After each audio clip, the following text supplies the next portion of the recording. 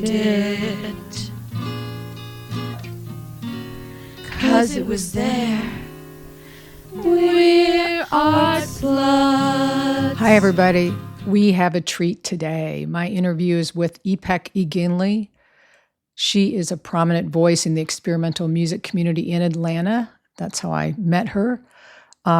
She was classically trained pianist born in Turkey, transplanted to New York, and we are happy to have her in Atlanta. She performs improvisational music globally and has released 2 albums of music. Here is part 1 of my interview with Ipek Eginli. You know, I've been just binge listening to your music, and yes, it's wonderful. I know you just begun recording, and I want to ask you about that. But I did want to say that, my exposure to you has been multiple times in live performances, which are just mind-blowing, extraordinary. Ipek Eginli is a visual, stormy performer. I want to start off and give you a taste of her live performance with a sample.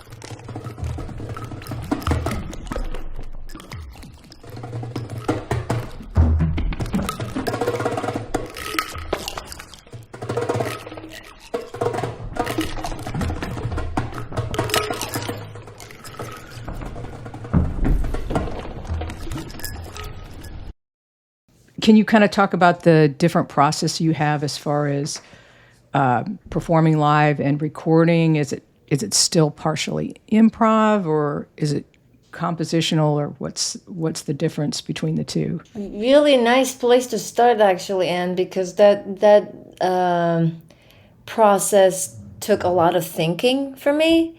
As you said, that most of my music life is based on performing live, and I really enjoy that. There is a certain magic to it for me that I feel like a different part of me is enabled, and it comes out, and it feels new to me every time. And I love sharing music with people, and I'm just as mesmerized sometimes with the sounds that's being created, with the modular or acoustic sounds or the people I'm playing with. So it took a while for me to convince myself that, okay, you can make an album. First of all, I grew up thinking that I'm not the one to make an album. Like, it was just, I always felt like it was someone else. So when people started asking, so do you have an album? And I started having the seeds and this idea was like, should I?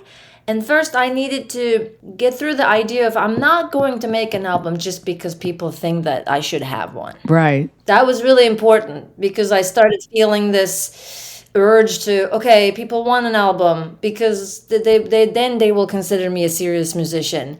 Then I needed to say, okay, relax about that. You're not making an album until you really want to make an album. And it's kind of like framing your work almost, it's like really cementing it. I wonder if coming from a classical background, that's why the concept of recording was not necessarily on your radar. It wasn't in my radar, I think, in the way that thinking, as you know, that when I perform their long form, like I would just go play 40 minutes and then come back, if I'm allowed, if they give me that much time. So, and then there's an album, it's usually their tracks. So that was just the first practical part in my head. It was like, I don't see myself in tracks. So just very simple, but that was the first block, I think. And then the next one is the kind of perfection. Maybe that's where what you mentioned about the classical music background. It's that it had to be perfect. But what I'm used to when I improvise, it just disappears in the air every time I play, and I love that. It's just it's gone. I met that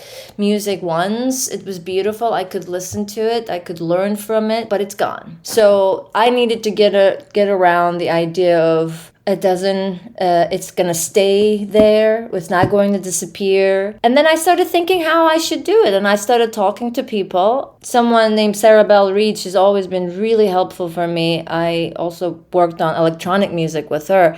This is her mentor in electronic music, Sarah Bell Reed.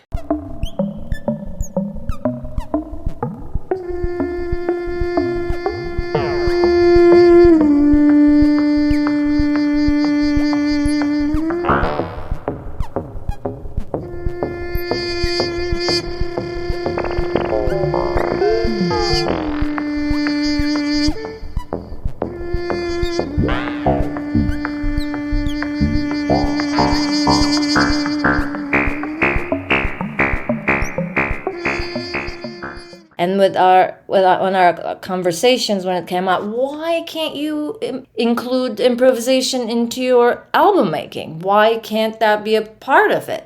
And then I started getting warmer to the idea. And then with my first solo album that came out 2024 June, which hasn't even been a year, I just closed myself for 2 days. And I played and played and played. I had created patches, my module patches, and I knew so it's improvised with some pre-decided elements. So there's this patch and there's this patch. There's this kind of preparation inside the piano, or this vocals and all of that. And then I would just, with that patch, with that setup, I would just record, 40 minutes an hour. So it wasn't takes. It was you would do the long form and then kind of pull out the piece that you thought was most communicative of what you're trying to do. That's great. And that made it still more natural for me. It made it flow in the way that was that felt more me. And then another beautiful realization was I thought editing was kind of like cheating. That it has to be natural. You recorded. Miles Davis would disagree with you. What would he say? I mean, his recording process was all about he would record tons and tons of live, and then he would patch them together. He kind of created the mash approach to recording in his later work. Exactly. Mm-hmm. So without knowing, that's basically what I did, and I fell in love with that editing, and I realized how much creativity you can have in that, how much artful decision making in it, and how much you learn, you grow, you start seeing things from a different perspective as a producer, because I also record my albums at my house, so not having someone else put the microphones and deal with that, and I produce it all, so basically I just had my hands in every part of the process, and it really was beautiful. And I loved the editing part and how that is a part of composing. Yeah. Your most recent album, I've spent the last couple of days just really listening to that. Clouds Carry Me to the Sky Every Morning. Beautiful. And the concept I love, the continuity. Can you talk to me about, I know it's gotten some attention recently on the BBC, right? Yes, that's so interesting that they just picked it up the next day after the single came out. So sometimes you don't really need to do anything. So sometimes just things happen. But then I don't do anything for those reasons, but it makes you happy when you get some recognition. There's this wonderful record label. They're kind of new. It's called Purplish. They're based in New York. Mikey from that label reached out and said that we would like to make an album, and it was wonderful. And then I started working on it, and it was different because first I didn't have a timeline with my first album. I could do it anytime. But with this one, I had a timeline, and I usually feels like I don't work well with that. But then, you can find space in you to make things work. So similar to the first approach that I had, I would improvise, but I had a little more decisions that I made beforehand for each track. So they were shorter. And what ended up happening, I was able to really hear things in my head before they were played this time. Interesting. And then I just played it, and I didn't play an hour this time. I played really 4 minutes to 6 minutes, and they all made it in the album. Wow. Everything I played in their real time. That they happened, because one of the things that's special for me is to have live electronics. So I put patches in a way that I can trigger things. So everything that's happening is happening simultaneously. All the electronics and all the acoustics as I play, whether I'm using a foot pedal, whether I'm using all software modular, or I'm all using hardware modular, or the piano is completely prepared. Everything was set up in the way that they would happen in real time. Mm-hmm. And then I would just play. And again, I did it in a way that I improvised all of those pieces, but I could hear in my head how they were going to go. And I just said, not an hour this time. So I would just go 4 minutes or 5 minutes or 3 or 2. I think there's one that's like as short as 2.5 minutes. And that was it. Perfect. From the new album, Clouds Carry Me to the Sky Every Morning, here is Clouds Are Whatever You Make Them Out to Be.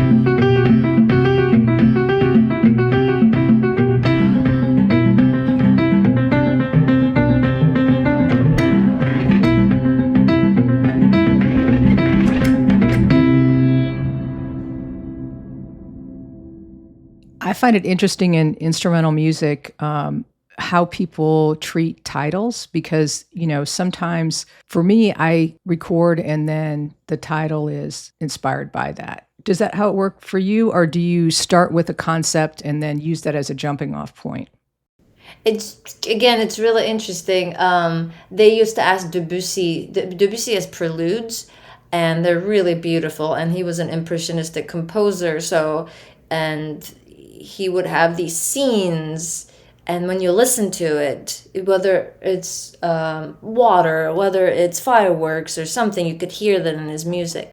but he always added the title at the very end. There could be really a lot of interpretations. He didn't want you to see what it was while you were playing it, maybe, or he was just, like you said, that he was creating the music and then thinking what it meant to him. So with my first album, it was exactly what you said. There was no concept at all created beforehand, and I would just play something, and then it would almost remembering a person, like what did Ipek was feeling and thinking when she played that, what she was hearing in her head. And then I met with what I thought as a listener, what I was hearing.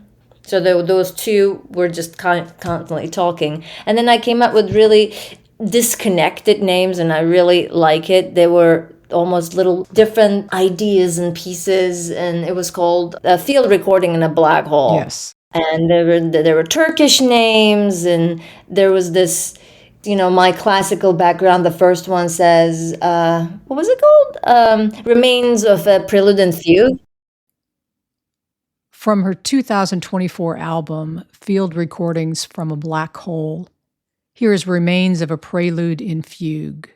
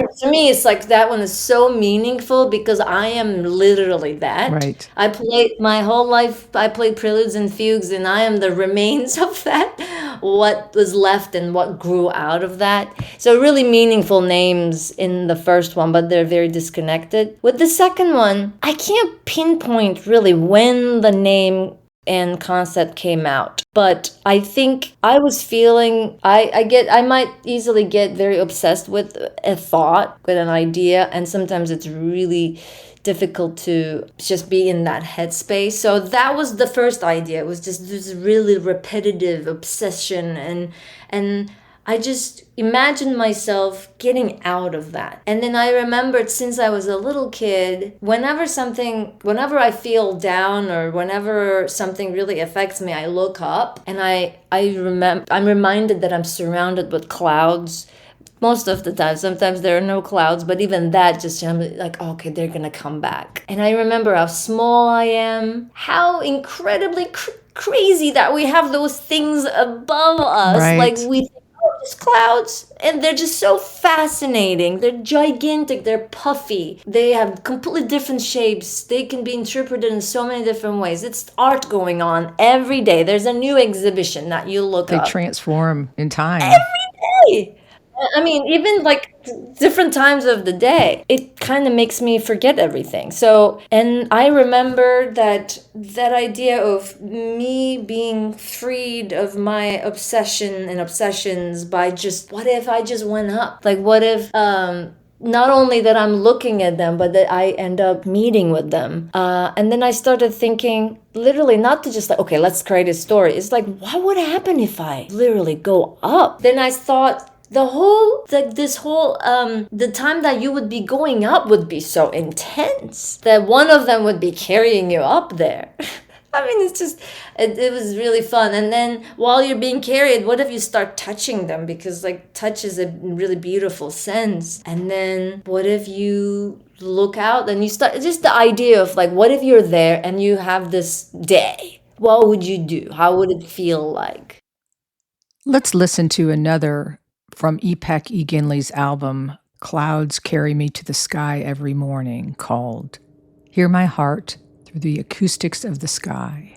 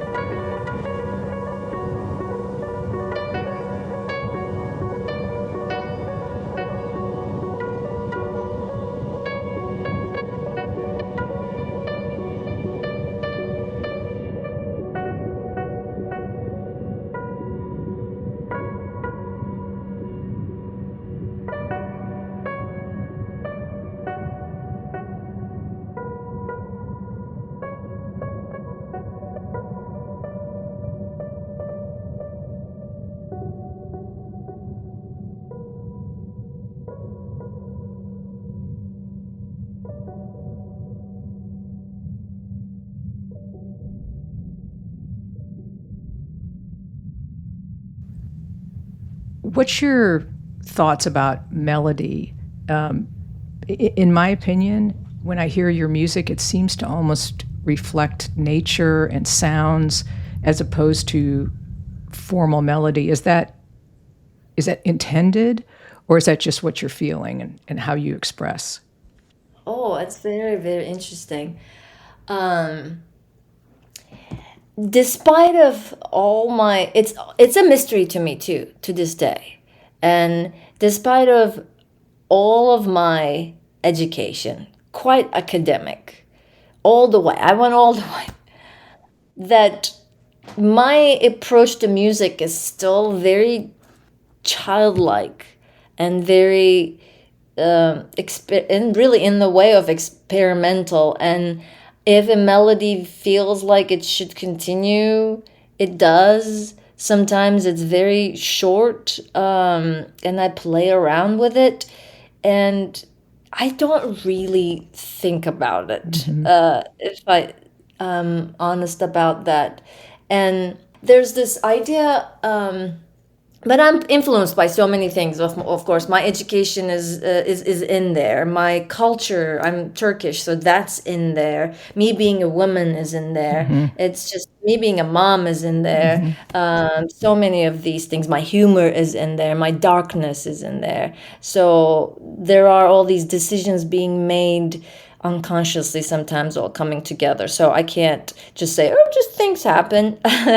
But being me for so long and being in music for so long, they kind of just happen a little naturally. But there's an idea that Wagner talks about. It's called endless melody. And in his and again, I have no association with necessarily his music, but I think of that sometimes because he treated the idea of release and tension, or tension and release, in a different way. What if you always have tension? So what's wrong with that? Or tension becomes not a tension, but it's just something continuous, because we feel like tension is like pain; it has to be released. And I remember even someone saying pain is just a sensation. It's not necessarily a negative thing, depending of the strength of that pain, of course. Just thinking of things that we think should last short. Like pain should end, tension should end. What if you just get out of that idea?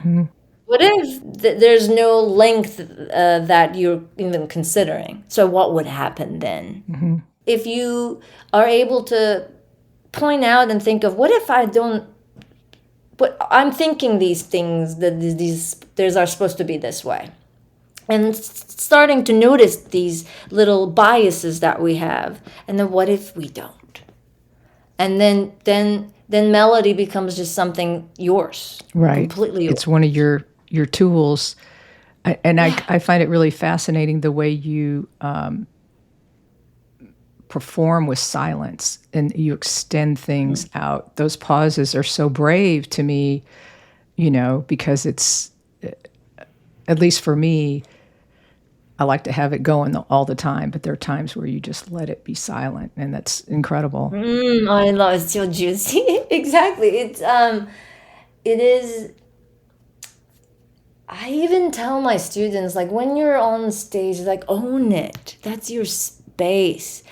It's very important to not shorten that time. It's really important to not wait until it's over, not worry about being too much or too quiet for people who are listening. You're not serving anything. You are sharing space, and let them feel whatever they're feeling. Let them think whatever they're thinking. If they want to think of their dinner, that's great. If they want, I can't wait for it to be over. That's a beautiful variety of thoughts and things. It's just, we don't know where people are coming from, where they are in that day. But when you're, again, release yourself from all of those, you really show up more of you. And then it's not as scary to be silent. Right. For just a little bit, and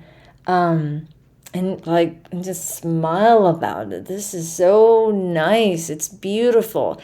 And we can't help but think of the idea that silence means there's no music, that the music didn't start yet, Right. and then silence means the music ended most of the time. And that's most of genres, actually. Or even in art, the negative space.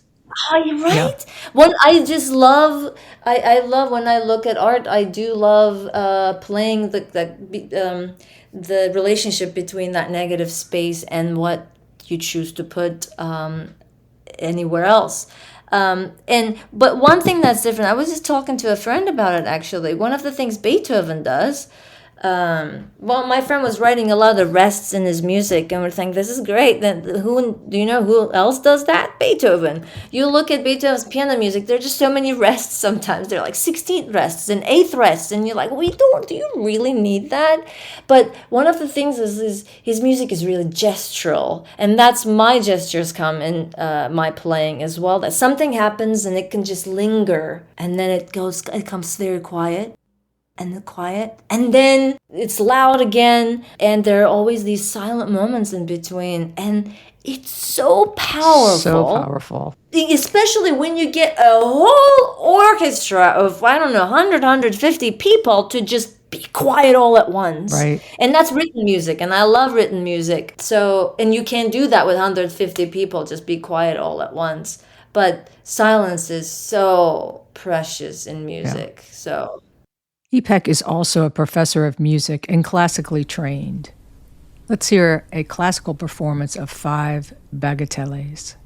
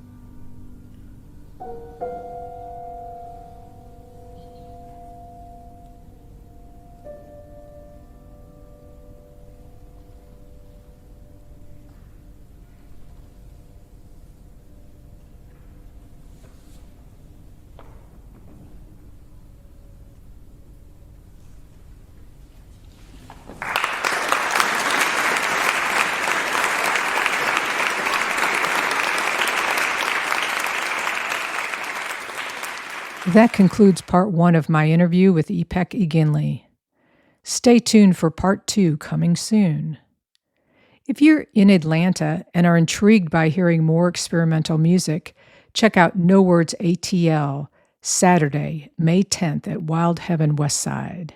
Thanks for listening to Art Sluts Radio.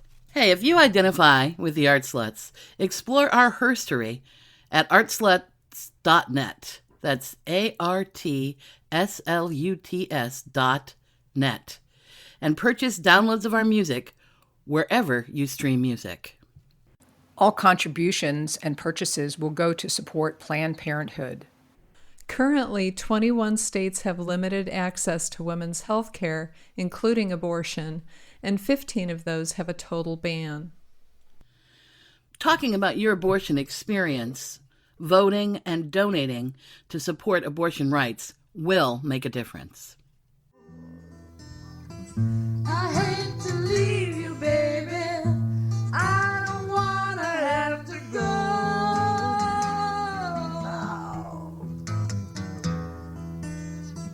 It's just my music, baby.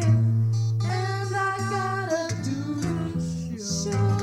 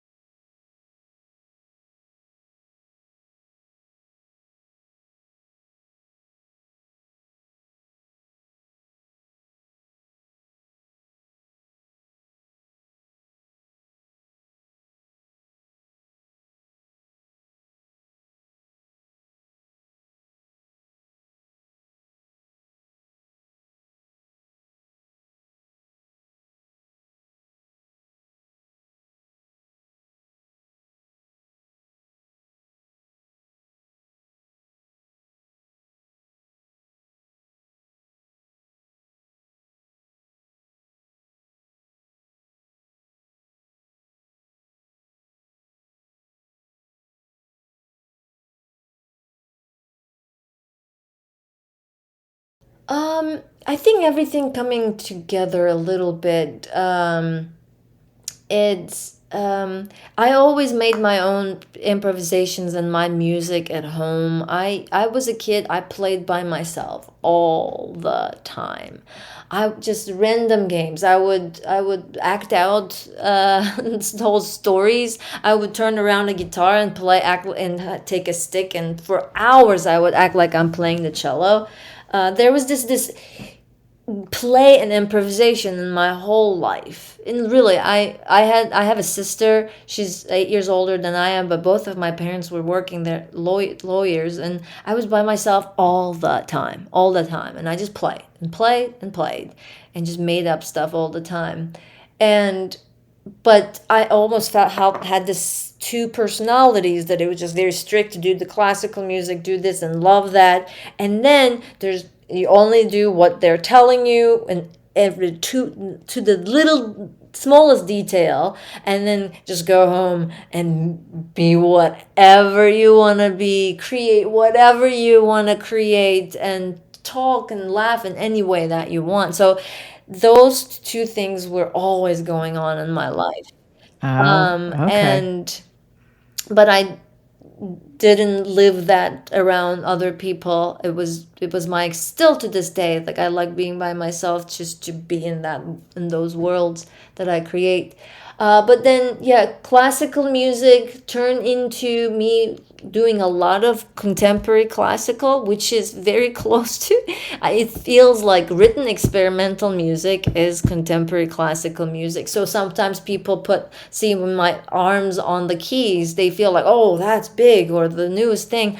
I mean, I did that while I was playing contemporary music, or inside the piano things and all of those, or different things with my voice.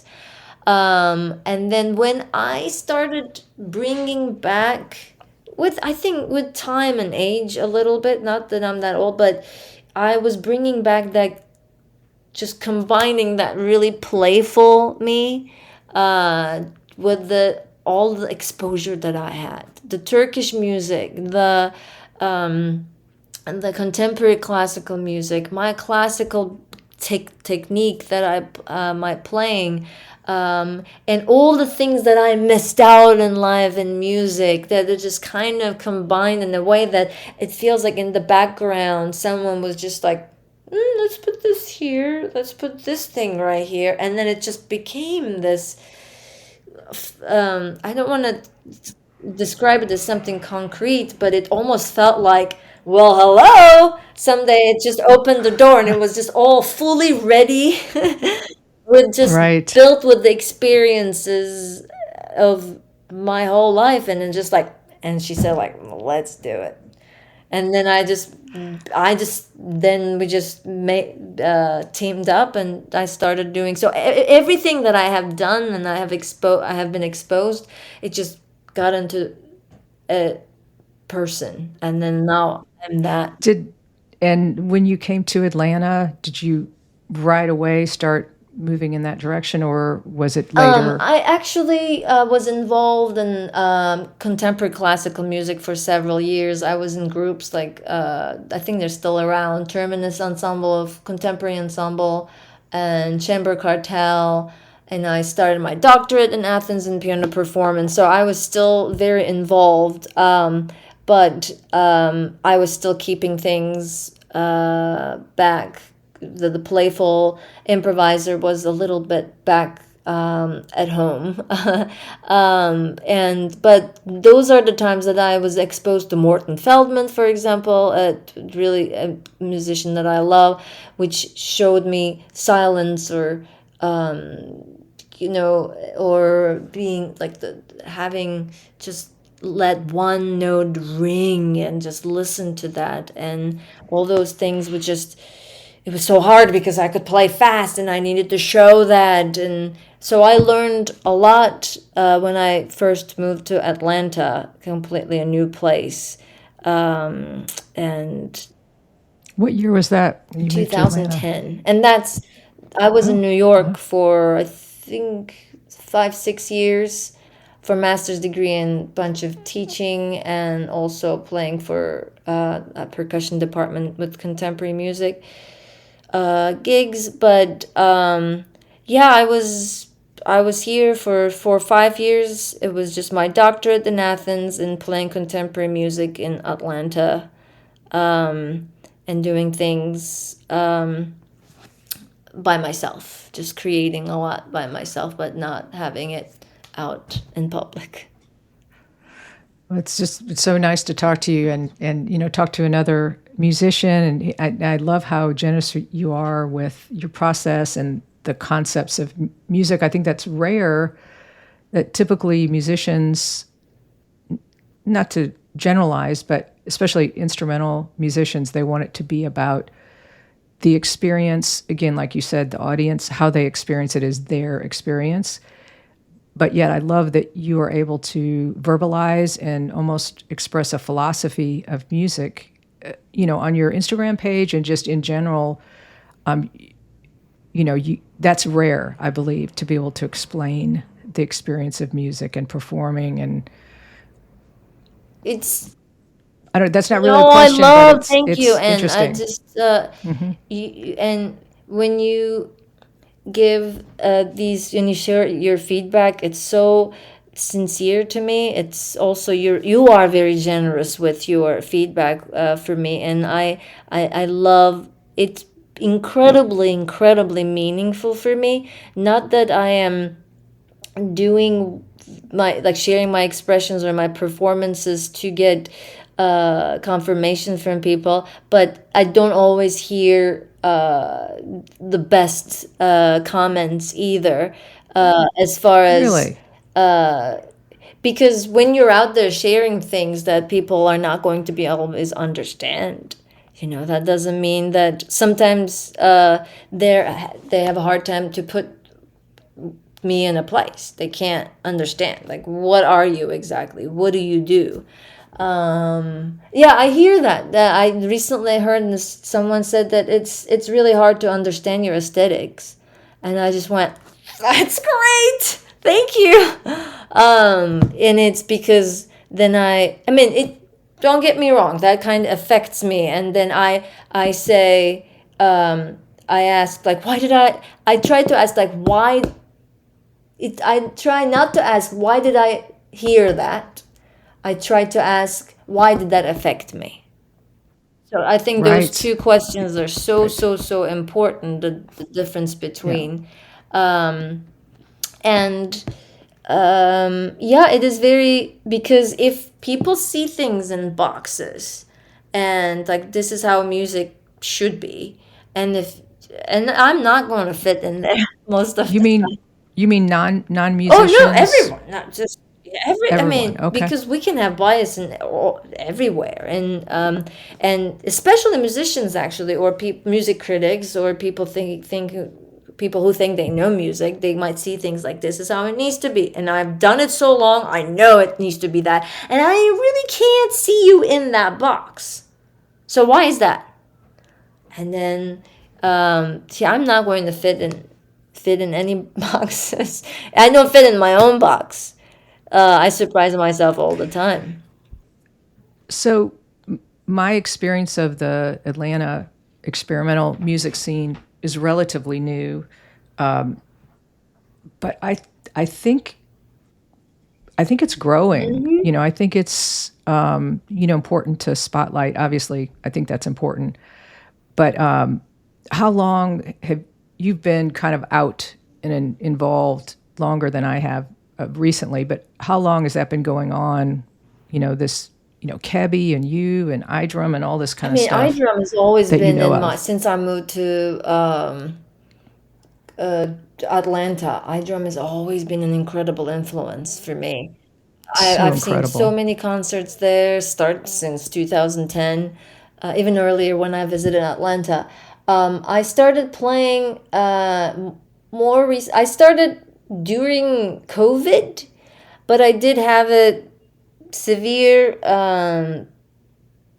response to. I'm one of the long COVID people, so I had to Really? take completely 9 months out of my life. But I was in bed for 9 months, and I had to. be with Oh the my family gosh. and all of that. So I had to take a complete break to everything, that I didn't know if I would ever be able to do it. But then when I was able to find the right doctors who could understand what would be happening to a female in certain situations, then it was easier for me to find the regimen. But that also, it just kind of pushed me out and just say, Ipek, this is the time. You got to do it. So I wake up every day. I don't know if I'm going to be ever sick again. That it's today's the day. So sometimes when Right. people see my drive in a way that I do this, it's just, to me, I know the loss of it. I know not being able to do that. I know not being able to move a finger for a while, and then to me everything is I'm grateful that I could talk to you. Every moment is grateful for me. Yes. Every moment is so special. I love that Bill Taff always says when we're at a concert, he says, "That's the stuff," and it just explains Everything. everything. It's